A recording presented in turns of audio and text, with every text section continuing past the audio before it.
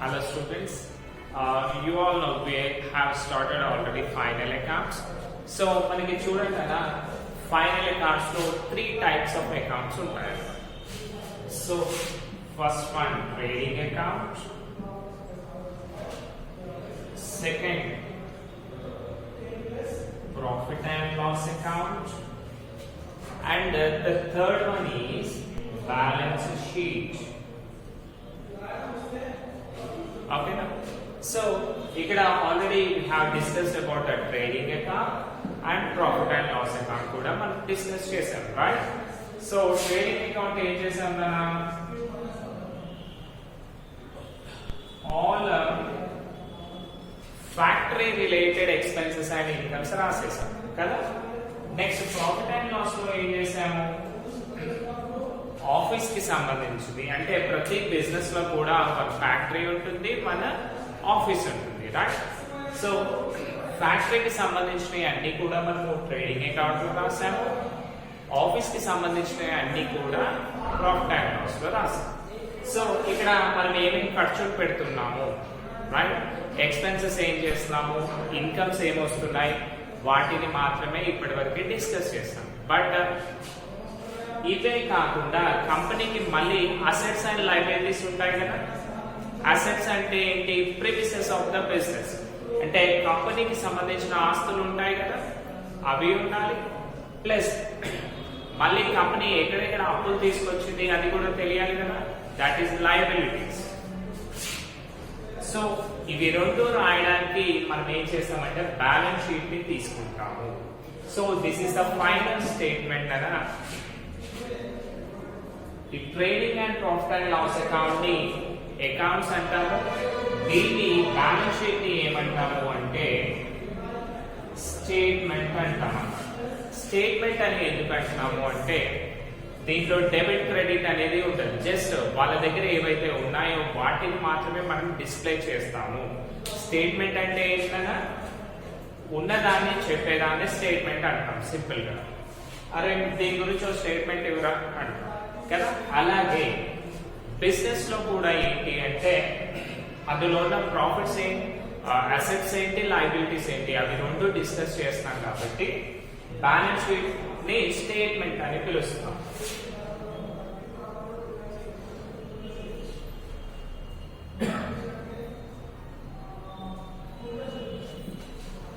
Assets and liabilities ని show చేస్తాం. So simple గా బ్యాలెన్స్ షీట్ ని మనం ఏమనొచ్చు అంటే it is a statement sowing all the assets and liabilities of the business which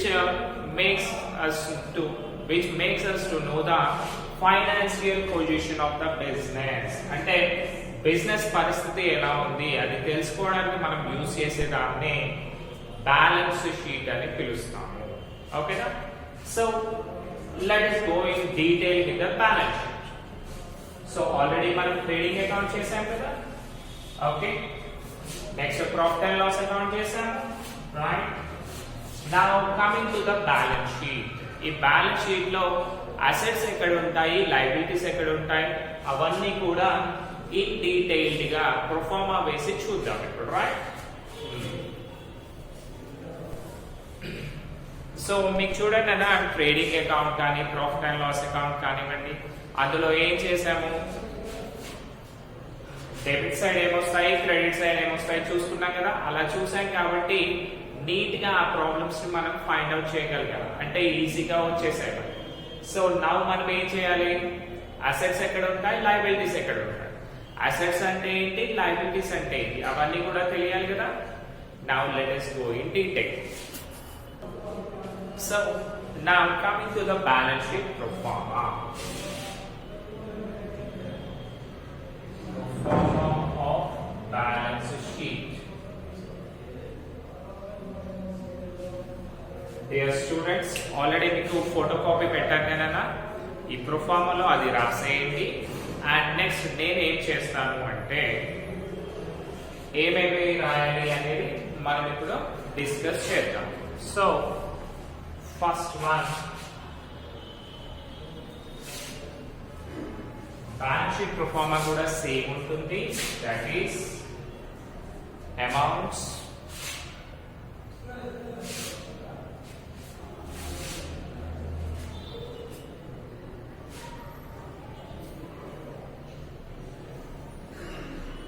so మనకి left side that is debit side అనుకుంటాం కదా normal గా. లెఫ్ట్ సైడ్ వచ్చేసి లయబిలిటీస్ రాస్తాము. Liabilities amount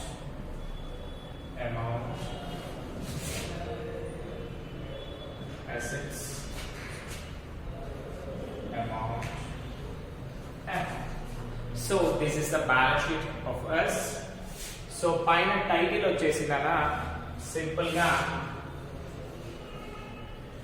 balance sheet of dash dash dash as on dash dash dash.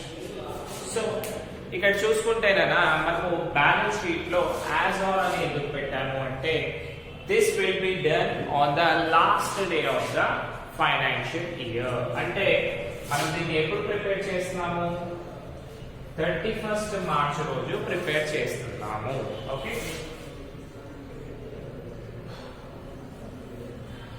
అంటే business ending day రోజు prepare చేస్తాం కాబట్టి దీన్ని యాజ్ ఆన్ అని అన్నాము. అదే ఈ ట్రేడింగ్ అకౌంట్ చూసామనుకోండి ఇయర్ మొత్తం చేస్తూ వెళ్తాం అంటే that is also on the same day. But అందులో ఏం చేస్తాం, ఫస్ట్ డే నుంచి లాస్ట్ డే వరకు ఉన్నవన్నీ కూడా కన్సిడర్ చేస్తాం. బట్ ఇక్కడ ఆన్ ద సేమ్ డే అదే రోజు ఏవైతే ఉన్నాయో వాటిని మాత్రమే చూస్తాం కాబట్టి దాన్ని యాజ్ ఆన్ అన్నాం. ఇక్కడ అవి 1 ఇయర్ మొత్తం కన్సిడర్ చేస్తాం కాబట్టి ఫర్ ద పీరియడ్ ఎండెడ్ అని అన్నాము. ఓకేనా, రైట్. సో ఫస్ట్ లయబిలిటీస్ అంటే ఏంటన్నా కంపెనీ ఎవరికైతే పే చేయాల్సి ఉందో డబ్బులు పే చేయాల్సి వస్తుంది కదా వాటన్నిటిని కూడా మనము లయబిలిటీస్ అంటాము.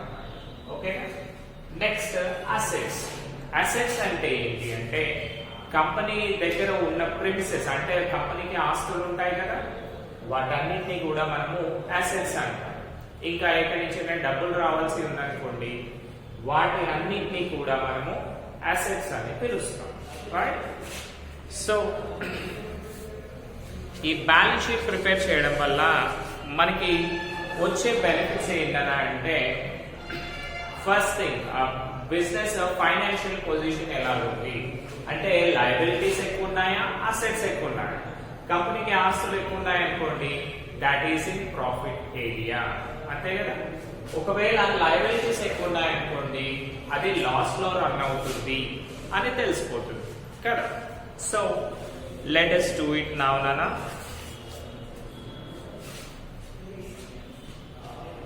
ఫస్ట్ వన్ లయబిలిటీ సైడ్ వచ్చేస్తే బ్యాంక్ ఓవర్ డ్రాఫ్ట్.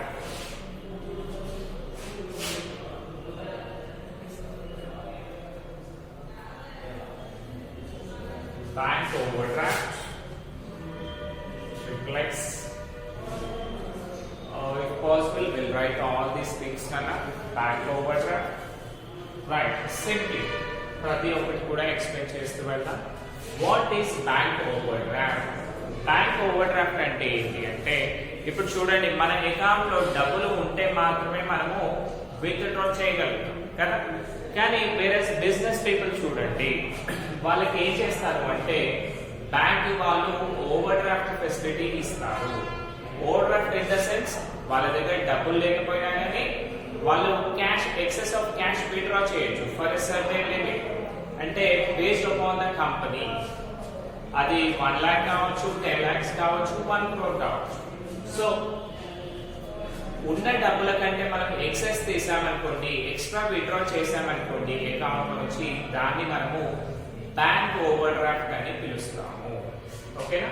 సో ఇప్పుడు చూడండి మనం మన అకౌంట్ నుంచి ఎక్సెస్ ఆఫ్ అమౌంట్ తీసామనుకోండి బ్యాంక్ ఊరుకుంటుందా మళ్ళీ పే చేయండి అని చెప్తుంది. అంటే జస్ట్ వాళ్ళ దగ్గర లోన్ తీసుకున్నట్టే కదా టెంపరీ బేసిస్ లో. సో ఇప్పుడు ఏంటి ఇది మళ్ళీ పే చేయాలి మనం కాబట్టి ఇది మనకి లయబిలిటీ అవుతుంది. లయబిలిటీ ఇన్ ద సెన్స్ అప్పులు. ఓకేనా. నెక్స్ట్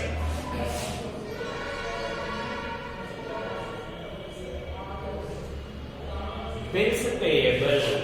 బిల్స్ పేయబుల్ అంటే ఏంటన్నా మనకి లాట్స్ ఆఫ్ బిల్స్ వస్తూ ఉంటాయి. మనము పర్చేస్ చేసినవి కావచ్చు లేదంటే మన కస్టమర్స్ వేరే వాళ్ళ నుంచి మనం వేరే వాళ్ళకి ఇచ్చేటే కావచ్చు, ఇవన్నీ లాట్స్ ఆఫ్ థింగ్స్ ఉంటాయి కదా మన సప్లయర్స్ నుంచి, వీళ్ళందరికీ కూడా మనము పే చేయాల్సి ఉంటుంది.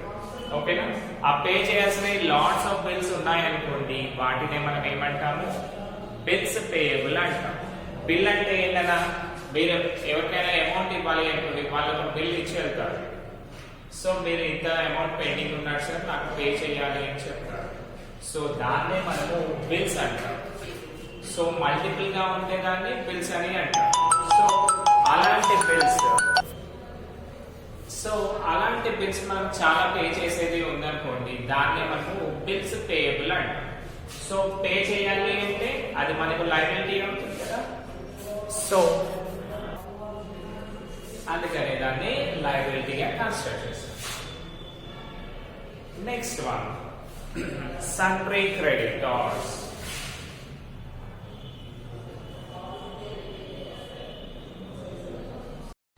సో మనము సన్రీ క్రెడిటార్స్ గురించి చూద్దాం. So what you mean by creditor? Creditor అంటే ఏమన్నా అంటే, మనము వేరే వాళ్ళకి, అంటే మన బిజినెస్ కోసం ఫస్ట్ మనము వాళ్ళ దగ్గర నుంచి బెనిఫిట్ తీసుకుంటాము అండ్ ఫ్యూచర్ లో పే చేస్తా అని చెప్తాం అన్నమాట. వాళ్ళని మనము క్రెడిటార్స్ అని పిలుస్తాము. అంటే సింపుల్ గా లోన్స్ ఇచ్చే వాళ్ళని కూడా మనము క్రెడిటార్స్ అనవచ్చు. అంటే వాళ్ళు ఏం చేస్తారన్నా అంటే, ఫస్ట్ మనకి డబ్బులు ఇస్తారు. డబ్బులు కానివ్వండి, అంటే క్యాష్ కానివ్వండి, లేదంటే గూడ్స్ కానివ్వండి, ఏదో ఒకటి ఇస్తారు. ఇచ్చేసి ఫ్యూచర్ లో పే చేయండి అని చెప్తారు. అంటే మనం వాళ్ళ దగ్గర ఏం చేసాము, క్రెడిట్ బేసిస్ లో కదా తీసుకుంది, అంటే ఫ్యూచర్ లో పే చేస్తా అని చెప్పాము. అంటే వేరే వాళ్ళ దగ్గర అప్పు తీసుకున్నాం అనుకోండి, ఏమంటాము, నేను మళ్ళీ ఇస్తాను, ఒక 1 month 2 months టైం పెట్టి తీసుకుంటాం కదా. సో మన అప్పుల వాళ్ళని మనము క్రెడిటార్స్ అని పిలుస్తాము. అంటే మనకి బెనిఫిట్ చేసిన వాళ్ళు. ఓకేనా? సో మనం తీసుకున్నాము అంటే తర్వాత ఇచ్చేసేయాలి కదా. ఇచ్చేయాలి అంటే దే విల్ బి లయబిలిటీ. అంటే అది మనకి అప్లై కదా ఫ్యూచర్ లో పే చేయాలి అంటే, so we write in liability side. So ఇక్కడ చూడండి, సన్రీ క్రెడిటార్స్. సన్రీ అంటే ఏంటి అంటే సెవెరల్ అని అర్థం. చాలా మంది, ఇప్పుడు అన్ని కూడా ఒకరి దగ్గరే పర్చేస్ చేయం కదా మనము, డిఫరెంట్ పీపుల్ ఉంటారు. సో ఆ డిఫరెంట్ పీపుల్ చాలా మంది దగ్గర, ఒకరి దగ్గర క్యాష్ తీసుకోవచ్చు, ఒకరి దగ్గర గూడ్స్ తీసుకోవచ్చు, ఒకరి దగ్గర రా మెటీరియల్ తీసుకోవచ్చు. నెక్స్ట్ ట్రాన్స్పోర్టేషన్ వెహికల్స్ వాళ్ళకి కూడా తర్వాత ఇస్తా అని చెప్పాను అనుకోండి. వీళ్ళందరూ కలిసి మనకి ఏమవుతారు, క్రెడిటార్స్ అవుతారు. ఓకే? సో ఈ క్రెడిటార్స్ అంటే మనం ఏం చేయాలి, ఫ్యూచర్ లో తర్వాత మనం డబ్బులు పే చేయాలి. పే చేయాలి అంటే that will be a liability కదా. సో రాసింది liability. Next one, loans. So loans అంటే already you know, it's very clear. Loans అంటే ఏంటన్నా, మనము ఫ్యూచర్ లో డబ్బులు పే చేస్తాము అని వేరే వాళ్ళ దగ్గర, ఎవరి దగ్గర అయినా సరే అప్పుగా తీసుకున్నాం అనుకోండి, దాన్నే మనము లోన్స్ అని అంటాం అన్నమాట. ఈ లోన్స్ మెయిన్ ఉద్దేశం ఏంటన్నా, మన బిజినెస్ రన్ కావడానికి, లేకపోతే మన క్యాపిటల్ తక్కువ ఉందో, అంటే ఇన్వెస్ట్మెంట్ అమౌంట్ తక్కువ ఉందో, మనం ఏం చేస్తాం, వేరే వాళ్ళ దగ్గర క్యాష్ తీసుకుంటాం. సో వాటినే మనము సింపుల్ గా లోన్స్ అని పిలుస్తాము. ఈ లోన్స్ కి ఏం చేస్తాం, జనరల్ గా ఇంట్రెస్ట్ కూడా పే చేస్తాం కదా. రైట్. సో లోన్స్ అంటే వేరే వాళ్ళ దగ్గర అప్పు తీసుకోవడమే కదా. సో అది కూడా మనకి లయబిలిటీ అవుతుంది. Next one, capital. So capital అంటే ఏంటన్నా, యాక్చువల్ గా దీన్ని అసెట్ అనుకోవచ్చు. బట్ మనం క్యాపిటల్ ఇక్కడ ఎందుకు రాస్తాము అంటే, బిజినెస్ ఏం చెప్తుంది, ప్రొపరేటర్ ఏం చేస్తానన్నా, బిజినెస్ లో డబ్బులు ఇన్వెస్ట్ చేసి నేను ఫ్యూచర్ లో తీసుకుంటాను అని చెప్తాను. అంటే బిజినెస్ ఏం చేయాలి, ప్రొపరేటర్ కి మళ్ళీ క్యాపిటల్ ఇచ్చేసేయాలి కదా వాపస్. అందుకనే దీన్ని కూడా లయబిలిటీ అంటాం. సో ఈ దాంట్లో టోటల్ గా లయబిలిటీ సెక్షన్ వస్తేనా, క్యాపిటల్ అనేది చాలా ఇంపార్టెంట్ రోల్ ప్లే చేస్తుంది. బికాస్ దీనికి మనకి అడ్జస్ట్మెంట్స్ అనేవి ఉంటాయి. సో ఫస్ట్ మనకు క్యాపిటల్ రాగానే ఏం చేయాలి, ఇన్నర్ కాలమ్ లో అమౌంట్ వేయాలి. సో దానికి ఏం చేయాలన్నా అంటే యాడ్ నెట్ ప్రాఫిట్. ఒకవేళ ఇప్పుడు చూడండి మనకి ప్రాఫిట్ అండ్ లాస్ అకౌంట్ చేశాక నెట్ ప్రాఫిట్ కానీ నెట్ లాస్ కానీ వస్తుంది కదా. సో మనకి నెట్ ప్రాఫిట్ వచ్చింది అనుకోండి, ఆ బిజినెస్ ఇయర్ లో మనకి లాభం వచ్చినట్టే కదా. లాభం వచ్చింది అంటే ఏంటి, మన దగ్గర ఉన్న అమౌంట్ కంటే కొంచెం అమౌంట్ పెరిగింది అని అర్థం కదా. పెరిగింది in the sense we need to add net profit. ఓకేనా, నెట్ ప్రాఫిట్ ని యాడ్ చేయండి, మళ్ళీ దీన్ని టోటల్ చేయాలి. ఇంకొకటి అన్న, ఈ ప్రొఫార్మాలో ఓన్లీ మనము నెట్ ప్రాఫిట్ గురించి మాత్రమే డిస్కస్ చేస్తాము, బట్ దీనికి సంబంధించి నెట్ లాస్ కూడా ఉంటుంది. ఓకేనా, ఆ నెట్ లాస్ వచ్చింది అనుకోండి, ఒకవేళ లాస్ వస్తే దాన్ని మనము మైనస్ చేయాలి. ఓకేనా, నెట్ ప్రాఫిట్ కాబట్టి యాడ్ చేసాము, నెట్ లాస్ వస్తే మైనస్ చేయాలి. మళ్ళీ దీనికి ఇంకొక అడ్జస్ట్మెంట్ ఉంటుంది, ఏంటి అంటే లెస్ డ్రాయింగ్స్. డ్రాయింగ్స్ అంటే ఏంటన్నా, ఒకవేళ ప్రొపరేటర్ ఏం చేశాడు, అతని పర్సనల్ యూస్ కోసం బిజినెస్ డబ్బులు యూస్ చేసుకున్నాడు అనుకోండి, వాటిని మనము డ్రాయింగ్స్ అని పిలుస్తాము కదా. సో డ్రాయింగ్స్ అంటే యాక్చువల్ గా అసెట్. అసెట్ ఎక్కడ రాయాలి, ఇట్ సైడ్ రాయాలి. కానీ మనం ఏం చేస్తాము, ఇక్కడ మైనస్ చేస్తున్నాము. అంటే మనం అసెట్స్ ప్లేస్ లో రాస్తే ఇక్కడ నుంచి ఇక్కడ డిడక్ట్ చేయాలి, కానీ ఇక్కడ మనము డైరెక్ట్ గా డిడక్ట్ చేస్తున్నాము.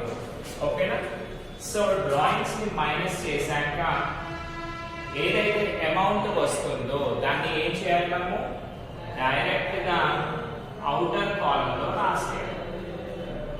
ఓకేనా, సో ఫస్ట్ చూడండి, క్యాపిటల్ కి నెట్ ప్రాఫిట్ వచ్చింది కాబట్టి యాడ్ చేసాము, లేదు అంటే మైనస్ చేయాలి. మళ్ళీ డ్రాయింగ్స్ ని మైనస్ చేయాలి. నెట్ ప్రాఫిట్ యాడ్ చేసాము, డ్రాయింగ్స్ ని మైనస్ చేయాలి. ఇవన్నీ కూడా ఒకే దగ్గర ఎందుకు ఇచ్చాము అంటే, లెట్ us see now. మీ దగ్గర 1 lakh రూపీస్ ఉన్నాయి. ఓకేనా, 1 lakh రూపీస్ కి ఏమైందన్నా నెట్ ప్రాఫిట్ వచ్చింది. అంటే ఒక 20,000 రూపాయలు ప్రాఫిట్ వచ్చింది అనుకోండి, మీ దగ్గర డబ్బులు ఎన్ని అవుతాయి, 1,20,000 అవుతాయి. ఇవన్నీ కూడా బిజినెస్ డబ్బులే కదా. మళ్ళీ ఈ 1,20,000 లో మీరు ఏం చేశారు, ఒక 50,000 రూపీస్ 50,000 రూపీస్ సొంత ఖర్చులకి తీసుకున్నారు. అంటే పర్సనల్ యూస్ కి తీసుకున్నారు. యాజ్ ఎ ప్రొపరేటర్ మీరు పర్సనల్ యూస్ తీసుకున్నారు కాబట్టి బిజినెస్ లో ఎన్ని డబ్బులు ఉంటాయి కదా, ఇప్పుడు ఓన్లీ 70,000 రూపీస్. అంటే ఇక్కడ చూడండి మనకి ఏమైంది, అన్ని డీలింగ్స్ కూడా విత్ క్యాపిటల్ అవుతున్నాయి కదా. అందుకనే ఈ క్యాపిటల్ కి డ్రాయింగ్స్ ని కూడా మనము యాడ్ చేసాము. ఓకేనా, capital, drawings and net profit ఇవన్నీ కూడా వన్ సైడే ఉన్నాయి. సో ఇక్కడ చూడండి, these are the only terms you get in balance sheet. ఓకేనా, ఆల్రెడీ మనకి 20 మార్క్స్ ప్రాబ్లం అనుకున్నాం కదా.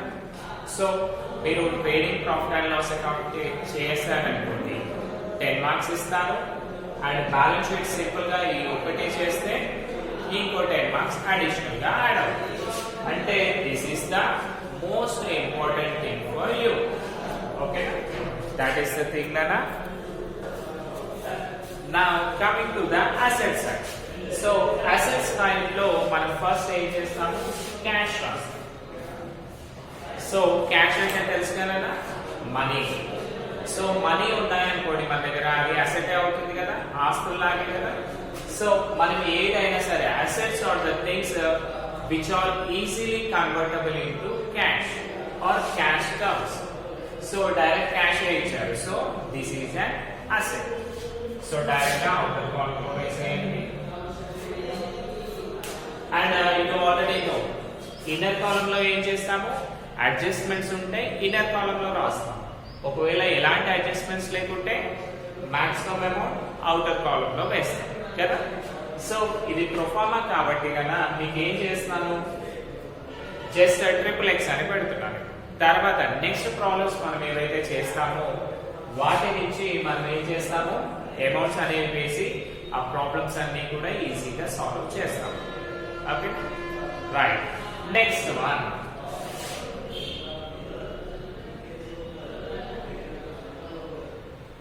Bank balance. బ్యాంక్ బ్యాలెన్స్ అంటే ఏంటి, మన బ్యాంక్ లో డబ్బులు ఉన్నాయి. బ్యాంక్ లో డబ్బులు ఉన్నాయి అంటే ఇది అసెట్ అవుతుంది కదా, ఆస్తులే కదా మనకి. ఎందుకంటే మళ్ళీ వాటిని క్యాష్ లో ఏదైనా యూజ్ చేసుకోవచ్చు కదా. Right. Next bills receivable.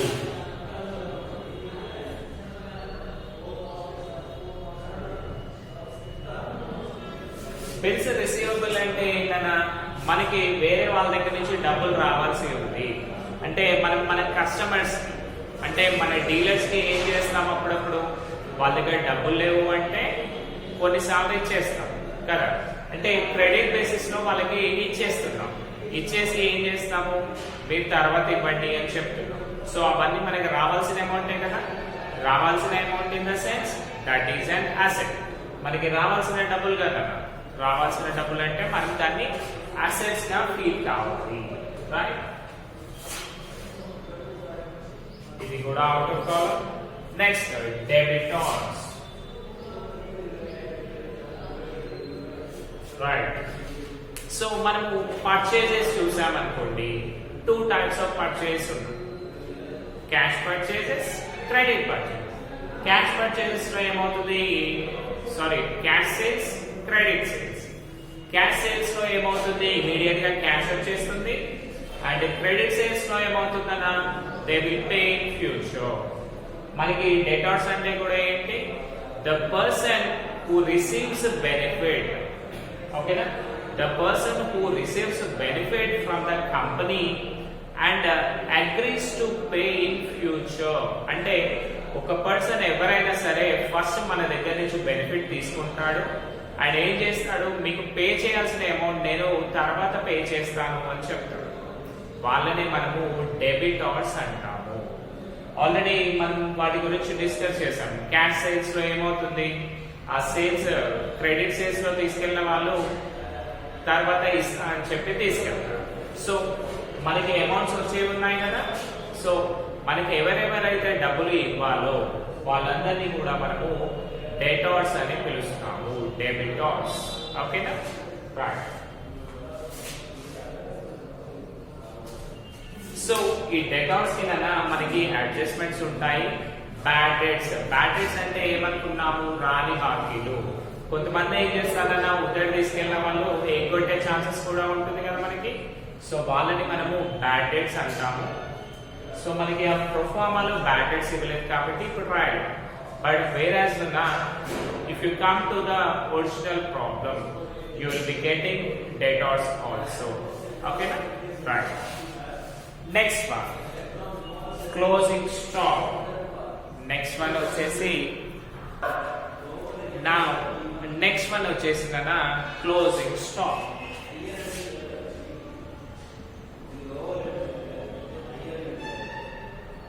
So closing stock అంటే ఏంటి, the stock which is left over at the end of financial year. So మీకు సింపుల్ గా చూడండి అన్న, మనము షాప్ ఓపెన్ చేస్తాం కదా. షాప్ ఓపెన్ చేసినప్పుడు కనిపించే స్టాక్ అంతా కూడా ఓపెనింగ్ స్టాక్. చూడండి, మీరు ఏం చేసేదన్నా అంటే ఒక బట్టల షాప్ పెట్టారు, ఆల్రెడీ మీకు తెలుసు కదా. 10 AM షాప్ ఓపెన్ చేశారు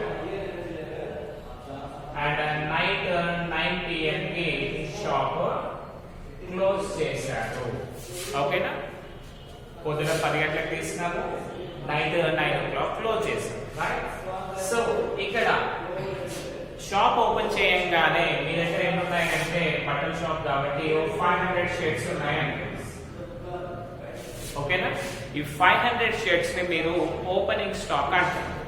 నెక్స్ట్ మిడిల్ లో మళ్ళీ న్యూ స్టాక్ కొంటా ఉంటారు కదా. మళ్ళీ మీరు ఏం చేశారు, ఒక 200 షర్ట్స్ పర్చేజ్ చేశారు. అంటే మీ దగ్గర టోటల్ షర్ట్స్ ఎంత అయ్యాయి 700 అయ్యాయి. కానీ ఆ డే మొత్తం ఊరికే ఉంటామా మనము? లేదు. దీంట్లో ఒక 400 షర్ట్స్ ని అమ్మేశాం, సోల్డ్. అంటే మిగతా ఎన్ని ఉన్నాయి మన దగ్గర?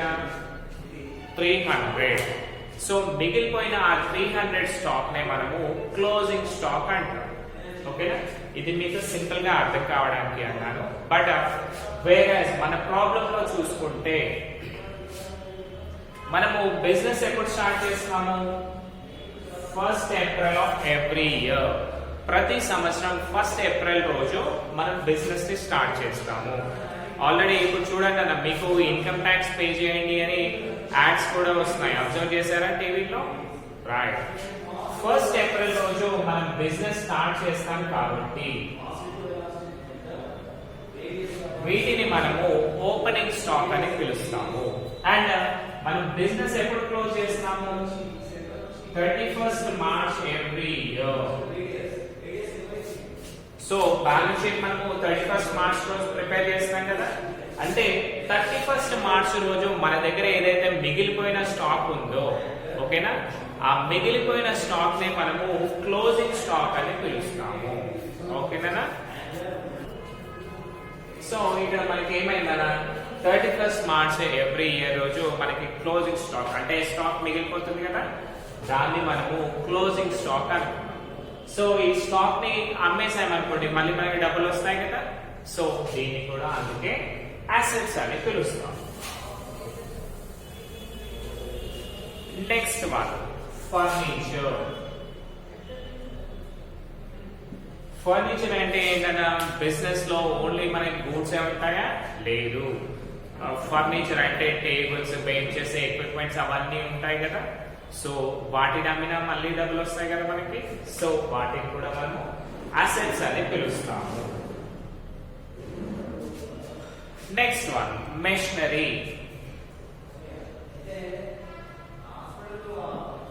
సో ఈ మెషినరీ అంటే ఏంటన్నా, మెషిన్స్. మనము ప్రొడక్షన్ పర్పస్ లో మెషిన్స్ యూజ్ చేస్తాం కదా.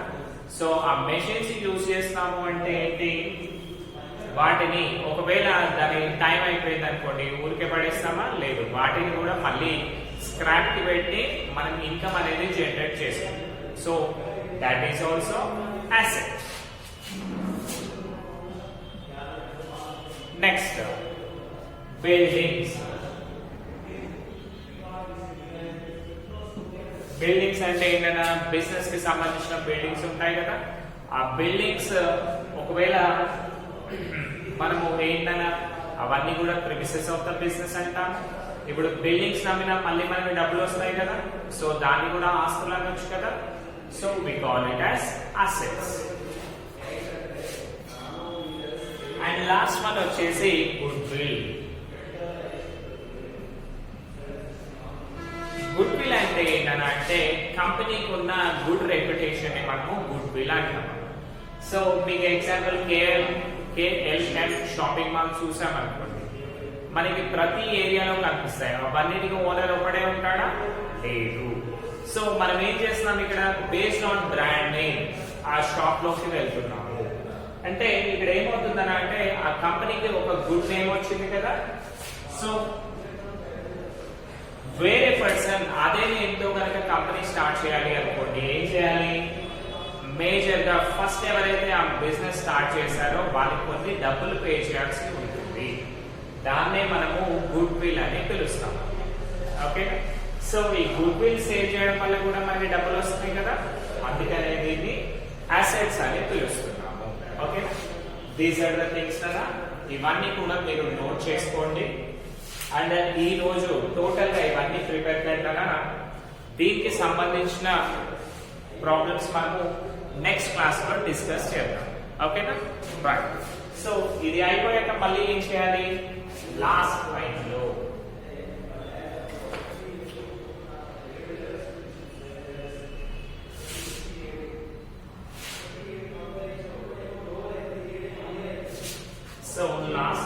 వీటిని టోటల్స్ చేయాలి.